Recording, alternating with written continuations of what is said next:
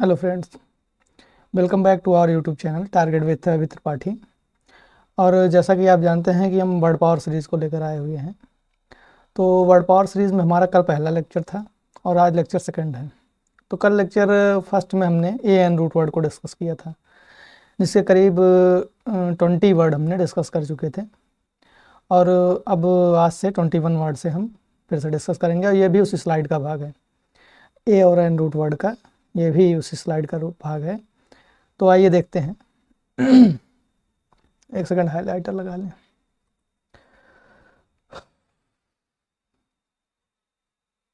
हाँ, तो हमने बताया हुआ था। हाँ, हमने बताया हुआ था ए और एन रूट वर्ड को आपको। ठीक, ए एन रूट वर्ड में हमने लास्ट वर्ड शायद एनीमिया डिस्कस किया था।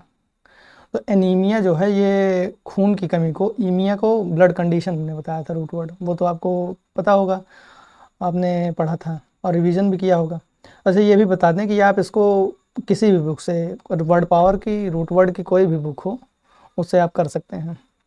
चाहे वर्ड पावर मेडिजी हो या फिर वर्ड पावर रूट वर्ड की मनीषा बंसल मैम की बुक हो या फिर कोई भी रूट वर्ड की बुक हो, लगभग सभी में सेम ही मिलते जाएंगे।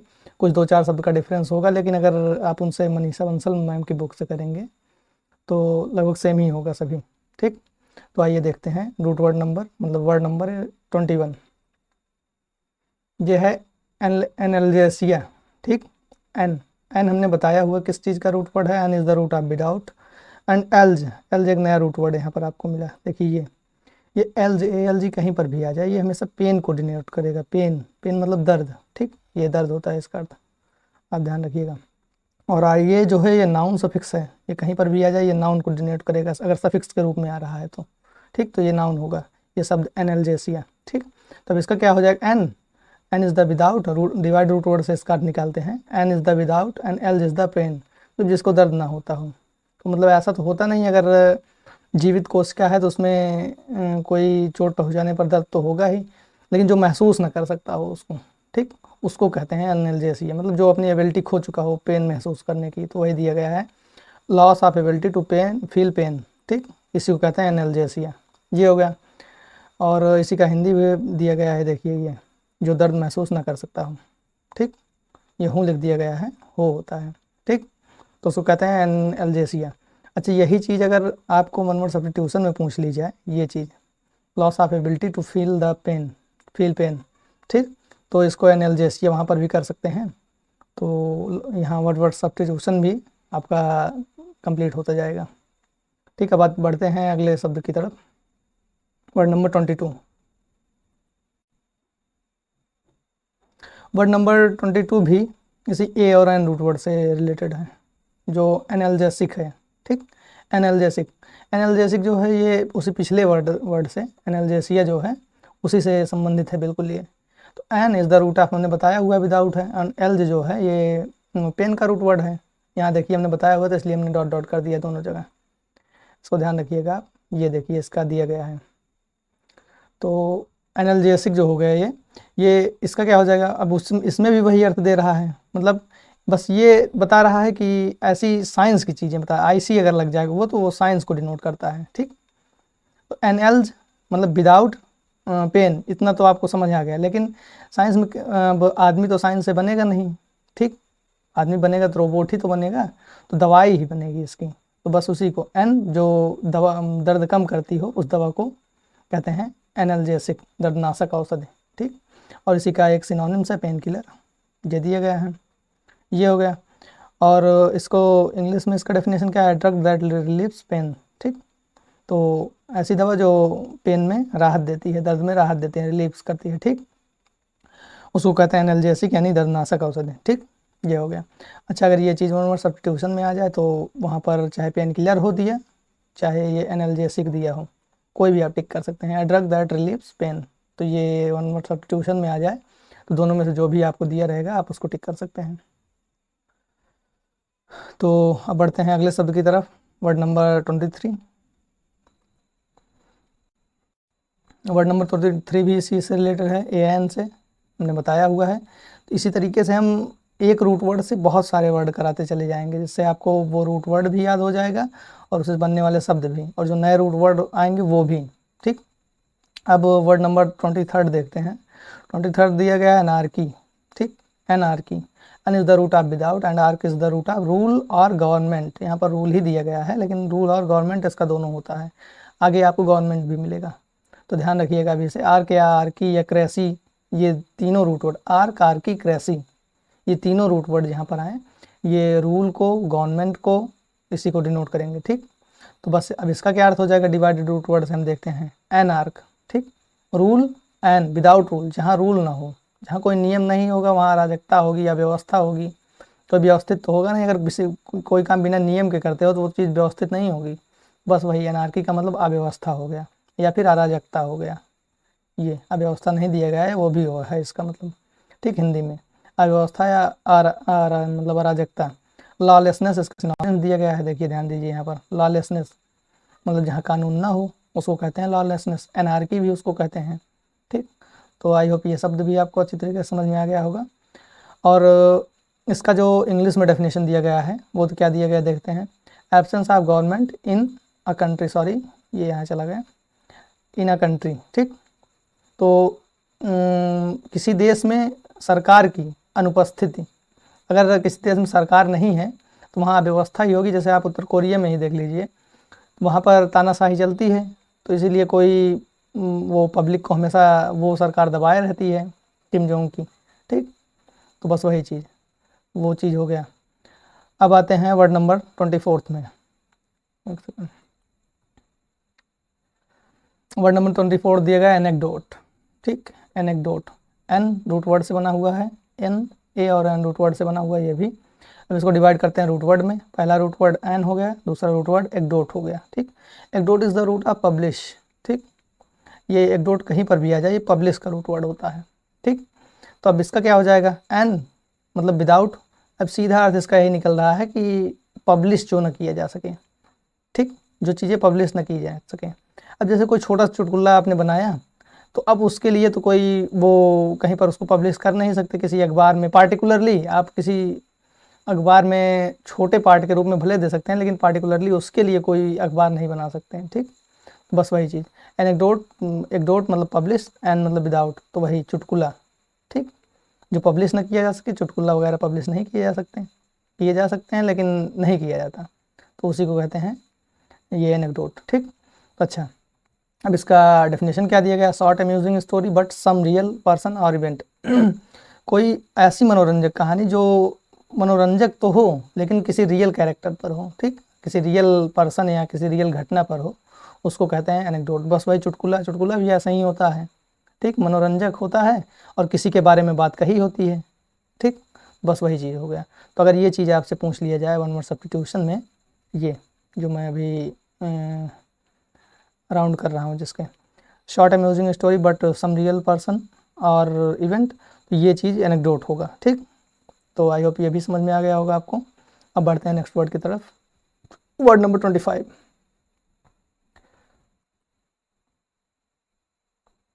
वर्ड नंबर 25 में दिया गया है एनोनिम।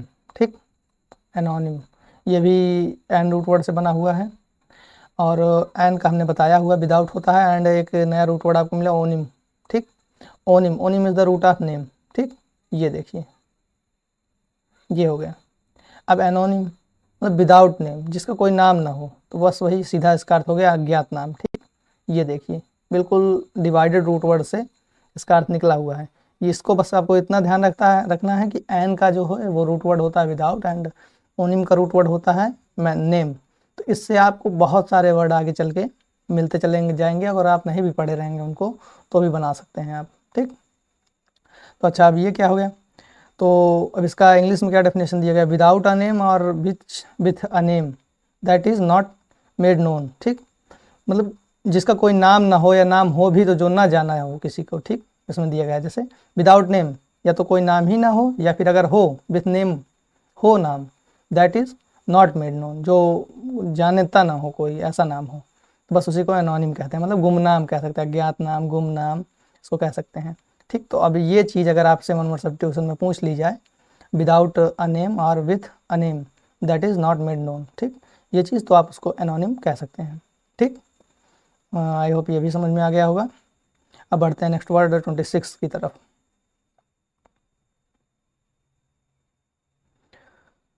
26 में दिया गया है एनोस्मिया। ठीक, एनोस्मिया ये भी एन रूट वर्ड से बना हुआ है। अब इसको रूट वर्ड में डिवाइड करते हैं। तो फर्स्ट रूट वर्ड इसमें एन आया and second root word is the osm. Osm is the root of smell. ठीक, ये कहीं पर भी आ जाए ये हमेशा स्मेल को डिनोट करेगा, ओसम। ठीक, ये स्मेल को डिनोट करेगा। ठीक, इसको ध्यान रखिएगा आप। तब इसका क्या हो जाएगा एनोस्मिया, मतलब जिस जो विदाउट स्मेल, मतलब जो स्मेल ना महसूस कर सकता हो, बस वही। इसका सीधा एनोस्मिया का सीधा अर्थ हो गया सूंघने की शक्ति ना होना। यानी जो स्मेल नहीं महसूस करता होगा, कर सकता होगा, उसको सूंघने की शक्ति नहीं है उसके पास, वही चीज़ सूंघने की शक्ति ना होना को एनोस्मिया कहते हैं। इसमें इसका इंग्लिश दिया गया है loss of sense of smell. ठीक, जो स्मेल को सूंघ नहीं सकता उसको कहेंगे एनोस्मिया। अच्छा, ये चीज़ अगर आपको 1 वर्ड सब्स्टिट्यूशन में आ जाए loss of the sense of smell, तो ये एनोस्मिया होगा, उसमें आप वहाँ टिक कर सकते हैं। ओके, एंड आई होप ये वर्ड भी आपको अच्छे तरीके से आ गया होगा। अब बढ़ते हैं अगले वर्ड की तरफ, वर्ड नंबर 27। वर्ड नंबर 27 देखिए। वर्ड नंबर 27 में दिया गया है एपाथी। ठीक, apathy, a is the root of without and pathy is the root of feelings. Feelings, emotions, इसका रूट वर्ड है पाथी। तो ये इंपॉर्टेंट रूट वर्ड है, ध्यान रखिएगा इसको। ठीक, पाथी। अब इसका क्या हो जाएगा एपाथी, मतलब विदाउट फीलिंग, जिसके पास कोई फीलिंग ना हो। तो सीधा इसका रूट वर्ड से अर्थ निकल रहा है, देखिए विदाउट फीलिंग मतलब एब्सेंस ऑफ फीलिंग, जिसके पास फीलिंग ना हो, फीलिंग अनुपस्थित हो जिसके पास, या इमोशन ना हो। इमोशन मतलब भावनाएं। ठीक, तो उसी को कहते हैं एपाथी। तो इसी का वो है, क्या नाम है, हिंदी अगर देखा जाए तो हिंदी इसका उदासीनता है। ठीक, इसका हिंदी उदासीनता है। और अगर इसी का देख लिया जाए सिनोनिम्स, तो एक इसका सिनोनिम्स है इंडिफरेंस। ठीक, तो ये इसका सिनोनिम्स है। तो आई होप ये भी समझ में आ गया होगा। एंड जैसे इसका सिनोनिम्स एक इंडिफरेंस है एंड एक इनसेंसिटिविटी, वो भी हो सकता है। तो आप ध्यान दीजिएगा, यहाँ स्लाइड में दिया नहीं गया है, तो आई होप ये भी समझ में आ गया होगा। तो उसको सिनोनिम्स को नोट कर लीजिएगा आप, इंडिफरेंस एंड इनसेंसिटिविटी। ठीक, सेंसिटिविटी मतलब संवेदनशीलता, जो संवेदनशील ना हो उसी को उदासीन कहते हैं। ठीक, जो कोई प्रतिक्रिया न दो उसी को असंवेदनशील कहते हैं। ठीक, ये हो गया। बढ़ते हैं नेक्स्ट वर्ड की तरफ। नेक्स्ट वर्ड हमारा दिया गया है अफेजिया। ठीक, 28 aphasia. A is the root of without and phasia is the root of speech. ठीक, अब इसका क्या हो जाएगा विदाउट स्पीच, जो बोल ना सके। ठीक, तो यानी बोलने में असमर्थता, सीधा इसका यहाँ से अर्थ निकल रहा है जो बोल ना सके। ठीक, बोल ना पाना। ठीक, अफेजिया का सीधा अर्थ ये हो गया बोल ना पाना। ठीक, तो अब इसका इंग्लिश में डेफिनेशन क्या दिया गया है, इंग्लिश में डेफिनेशन इसका दिया गया इनएबिलिटी टू अंडरस्टैंड और produce speech because of brain damage. ठीक, इनएबिलिटी है योग्यता टू अंडरस्टैंड समझने में, और प्रोड्यूस मतलब वो उत्पन्न करने में, स्पीच मतलब आवाज़ को, वाक्य को उत्पन्न करने में। जो कोई बोल ना सकता हो या समझ ना सकता हो, उस तरीके के इनएबिलिटी हो, अयोग्यता हो जिसमें, उसको कहते हैं एफेजिया। लेकिन वो अयोग्यता हो किस कारण से, जन्म से ना हो, वो किसी ब्रेन डैमेज वगैरह के कारण हो, ब्रेन से संबंधित समस्या के कारण हुआ हो, तो उसको कहते हैं एफेजिया। ठीक, तो ये चीज़ हो जाएगा। अगर यही चीज़ आपसे 1 वर्ड सब्स्टिट्यूशन में पूछ लिया जाए, इनएबिलिटी टू अंडरस्टैंड और प्रोड्यूस स्पीच, तो आप इसको एफेजिया वहाँ टिक करिएगा, तो ये भी सही है। तो आई होप ये भी समझ में आ गया होगा आपको। अब बढ़ते हैं नेक्स्ट वर्ड की तरफ 29। वर्ड नंबर 29 दिया गया एफोनिया। बिल्कुल सिंपल सा वर्ड है एफोनिया। हमने इसको बताया हुआ है दोनों रूट वर्ड को, a is the root of without and phon is the root of sound. ठीक, हमने बताया हुआ है, और नहीं बताया हुआ होगा तो आप इसको ध्यान रखिएगा, phon is the root of sound. तो इसका सीधा अर्थ हो जाएगा कि लॉस ऑफ किसी वॉइस से संबंधित, किसी के पास वॉइस नहीं है उसकी। ठीक, तो इसका सीधा वही होगा विदाउट वॉइस। तो loss of voice due to injury, किसी घटना के कारण, किसी हादसे के कारण, इंजरी मतलब हादसा। ठीक, इसको ध्यान रखिएगा आप, किसी हादसे के कारण अगर वॉइस चली गई हो तो उसको कहते हैं एफोनिया। ठीक, ये हो गया 29 नंबर। अब बढ़ते हैं नेक्स्ट वर्ड पे, वर्ड नंबर 30। वर्ड नंबर 30 दिया गया है aphotic. Aphotic, as the root of, root word में इसको डिवाइड किया, देखिए। तो a is the root of without and phot is the root of light. Phot कहीं पर भी आ जाए, ये हमेशा लाइट को डिनोट करेगा। अगर जैसे अच्छा आप अगर 12th में साइंस लिए रहे होंगे तो उसमें फोटान के बारे में आप पढ़े रहे होंगे। तो फोटान जो होता है वो सूर्य से जो प्रकाश आता है वो जब सोलर पैनल पर गिरता है तो वो फोटान ऊर्जा पैकेटों के रूप में प्रकाश गिरता है, उसी ऊर्जा पैकेट को फोटान कहते हैं। ठीक, तो उसी से ये चीज़ बना हुआ है फोट। ठीक, तो उसी से लिया गया है। फोट का रूट वर्ड का अर्थ जो होता है ये लाइट होता है। ठीक, तो ये एफोटिक जो है, फोट कहीं पर भी आ जाए ये हमेशा लाइट को डिनोट करेगा। ठीक, तो आई होप ये भी समझ में आ गया होगा रूट वर्ड। तो अब इसका सीधा अर्थ यहीं से निकल जाएगा, ए विदाउट फोट लाइट, मतलब जो लाइट ना हो जहाँ पर। ठीक, विदाउट लाइट। ठीक, इसका सीधा अर्थ हो गया विदाउट लाइट। और इसका सिनोनिम दिया गया है डार्क एंड मतलब अंधकार में, डेंजी मतलब धुंधला। ठीक, दोनों इसका सिनोनिम से, सिनोनिम्स भी इंपॉर्टेंट है, ध्यान दीजिएगा। ठीक, अब बढ़ते हैं नेक्स्ट वर्ड की तरफ।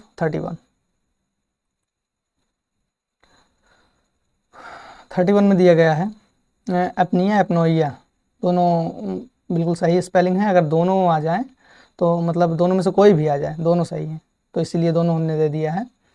तो एपनिया, APNEA, ठीक, दोनों सही हैं। तो अब इसमें a is the root of not and apnea is the root of breathing.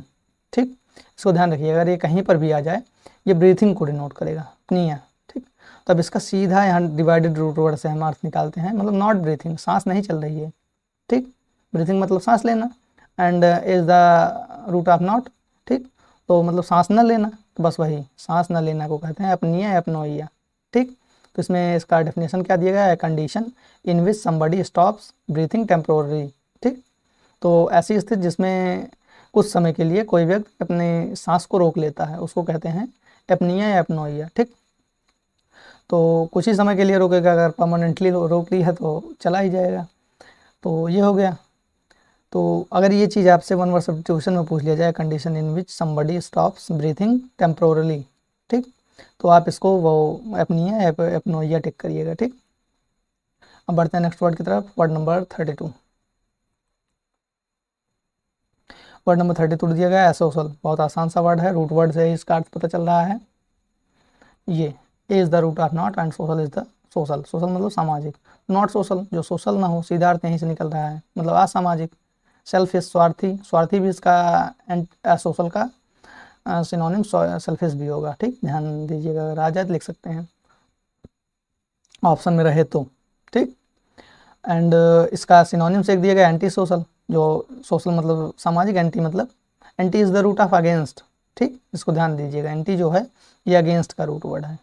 तो एंटी सोशल मतलब असामाजिक, सोशल मतलब सामाजिक, एंटी सोशल मतलब असामाजिक। एंड ग्रेगेरियस जो होता है इसको सामाजिक, इसका अर्थ होता है सामाजिक मित्रवत।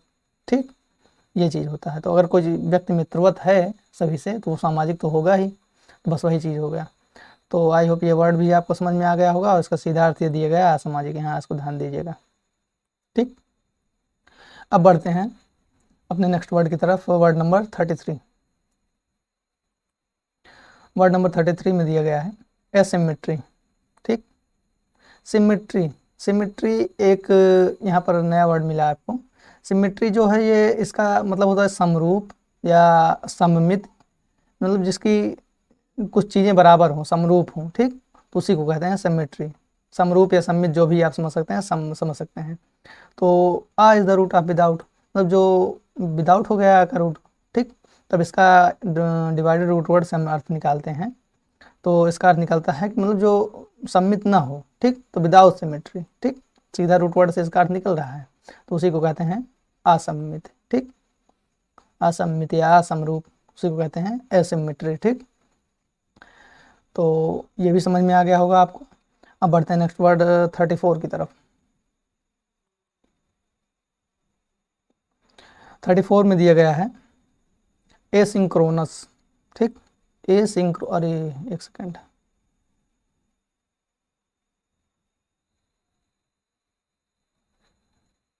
चलिए देख लीजिएगा, इसको पहले आप देख लीजिएगा यहाँ से, जो अगर स्पेलिंग ब्लैक हो गई हो तो।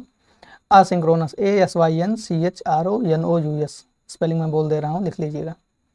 तो एसिंक्रोनस, अब इसको रूट वर्ड में डिवाइड किया। A is the root of not and syn is the root of same, कहीं पर भी सिन आ जाए ये हमेशा सेम का रूट वर्ड होगा, ये कहीं पर भी सिन आ जाए ये सेम को डिनोट करेगा। ठीक, आप इसको ध्यान रखिएगा। And chron is the root of time, हमने आपको पहले भी बताया हुआ है।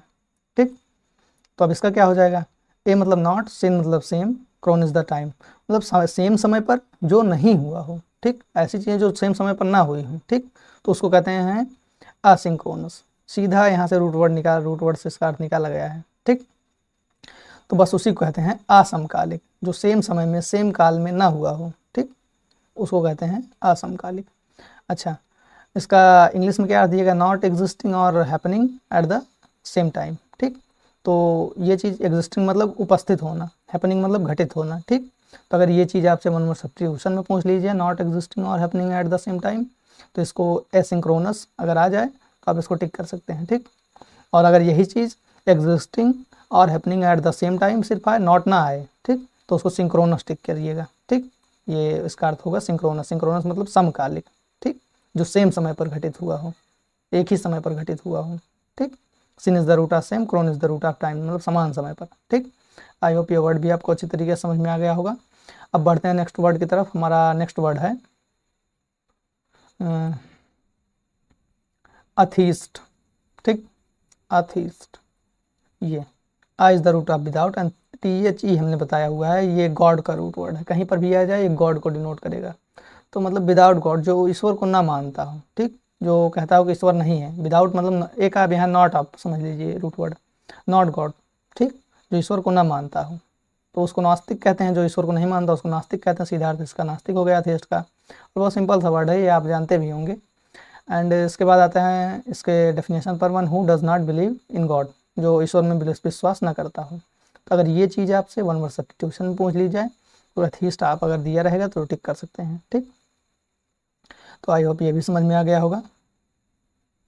बढ़ते हैं नेक्स्ट वर्ड की तरफ। एन, ये भी इसी से रिलेटेड है, एन रूट वर्ड से। तो इसमें दिया गया एटम, ठीक, atom. Next root word number 36 जो है ये एटम दिया गया है। तो a is the root of not and tom is the root of to cut, ठीक।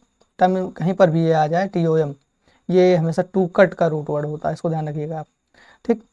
तो अब ये चीज़, अब इसका root word divide root word से अर्थ देखते हैं क्या निकलता है इसका। मतलब नॉट टू कट, जो जिसे काटा नहीं जा सकता। तो ऐसी क्या चीज़ है जिसे काटा नहीं जा सकता। आप जानते होंगे, अगर केमिस्ट्री पढ़े होंगे तो उसमें दिया होता है कि किसी पदार्थ का सबसे छोटा भाग जो होता है वो होता है परमाणु। पहले के खोज में दिया गया था अणु था, लेकिन फिर पता चला कि नहीं, अणु नहीं है, परमाणु है, इसे डिवाइड नहीं किया जा सकता। तो बस वही चीज़। तो एटम का मतलब जिसे काटा ना जा सकता हो, ऐसा क्या हो सकता है, परमाणु। परमाणु को काटा नहीं जा सकता, नॉट टू कट, अनडिवाइडेड, उसी को कहते हैं परमाणु, ठीक। तो ये भी आपको समझ में आ गया होगा। तो बढ़ते हैं नेक्स्ट वर्ड की तरफ, वर्ड नंबर 37। वर्ड नंबर 37 में दिया गया है एट्रॉफी। हाँ, एट्रॉफी, ये चीज़। अब यहाँ पर एक नया रूट वर्ड आपको मिला, a is the root of not, हमने बताया हुआ है। And trophy, trophy is the root of nutrition, ठीक। न्यूट्रिशन मतलब पोषण। एक सेकंड, हाँ, न्यूट्रिशन, न्यूट्रिशन जो होता है इसका अर्थ पोषण होता है। तो ट्रॉफी कहीं पर भी आ जाए ये हमेशा पोषण, न्यूट्रिशन, इसी को डिनोट करेगा और इसी से रिलेटेड अर्थ देगा, ठीक। तो अब इसका क्या अर्थ हो जाएगा, मतलब विदाउट न्यूट्रिशन, जिसका पोषण ना हुआ हो, ठीक, विदाउट न्यूट्रिशन, ठीक। नॉट न्यूट्रिशन, जिसके जिससे जिसमें पोषण ना हो, ठीक। तो वही चीज़ विदाउट नरिशमेंट, नरिशमेंट मतलब पालन पोषण, ठीक, इसका पालन पोषण न किया गया हो, ठीक। तो अगर किसी चीज़ का पालन पोषण नहीं किया तो वो कुपोषित हो जाता है। तो बस वही चीज़, इसका सीधा अर्थ हो जाएगा कुपोषण, ठीक। ध्यान दीजिएगा यहाँ से, एट्रॉफी का सीधा अर्थ कुपोषण हो जाएगा। तो बस आज की वीडियो में इतना ही, और आई होप वीडियो आपको बहुत अच्छी लगी होगी और सारे वर्ड जितने आज डिस्कस किए गए अच्छी तरीके से समझ में आए होंगे। तो अगर वीडियो अच्छी लगी तो चैनल को सब्सक्राइब एंड वीडियो को लाइक एंड शेयर करिए। तो मिलते हैं वर्ड पावर सीरीज के लेक्चर नंबर 3 के साथ। ये हमारा लेक्चर नंबर 2 था। तो वर्ड पावर सीरीज रोज़ सुबह 7 बजे इसी तरीके से आपके साथ हम आते रहेंगे लेकर। तो